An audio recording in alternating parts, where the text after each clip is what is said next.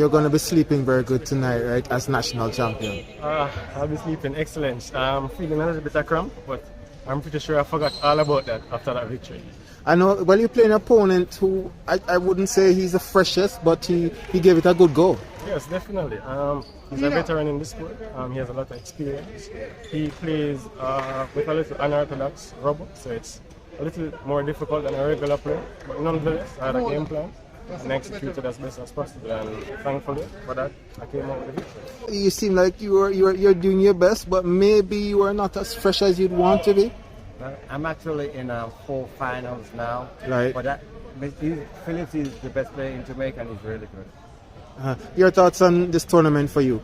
I think it was a great turnout, but I'm really proud of our youngsters. The team that won the national men's Paris team, they're the youngest team ever to accomplish that in Jamaica. So we're real proud of the youngsters.